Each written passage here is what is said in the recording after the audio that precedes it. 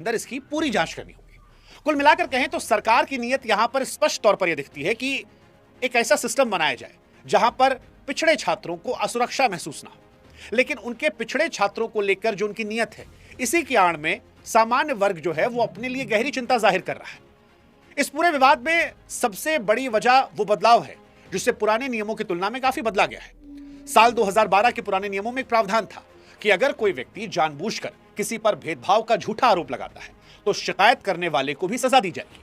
अब यह एक तरीके का सुरक्षा कवच था ताकि जो नियम बनाए गए हैं उनका गलत इस्तेमाल ना किया जाए।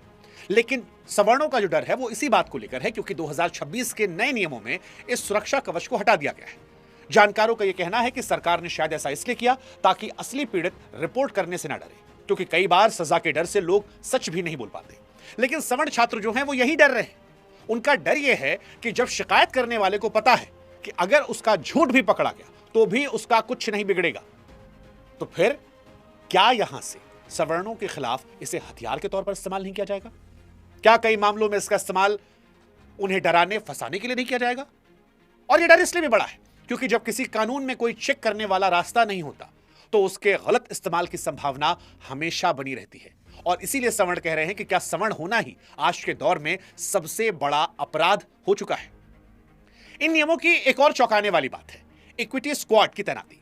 सरकार इसे एक सुरक्षा टीम की तरह देखती है जो कैंपस की संवेदनशील जगहों पर नजर रखेगी ताकि कमजोर वर्ग के छात्रों को सुरक्षा दी जा सके। लेकिन छात्रों के बीच इसे अक्सर जासूसी के तौर पर महसूस किया जा रहा है।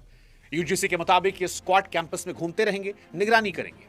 वो हॉस्टल, कैंटीन और बैठने की जगहों पर भी नजर रखेंगे। सामान्य वर्ग के छात्रों का डर यह है कि अप्रत्यक्ष भेदभाव जैसे धुंधले शब्दों के कारण उनके नॉर्मल व्यवहार को भी गलत तरीके से रिपोर्ट किया सकता है। आप कल्पना कीजिए एक ऐसी क्लास की जहां एक टीचर किसी छात्र को उसकी पढ़ाई में कमी के लिए टोकने से पहले 10 बार सोचे कि कहीं ऐसा ना हो कि यह जातिगत अपमान का विषय बन जाए। छात्रों का आपस में मजाक करना यह पढ़ाई की उस आजादी को क्या खत्म करेगा जहां छात्र और टीचर खुलकर बात करते हैं। इन नियमों का एक और गहरा पक्ष है कि कॉलेज प्रशासन पर भी दबाव हो सकता है। यूजीसी ने साफ कहा है कि अगर किसी कॉलेज में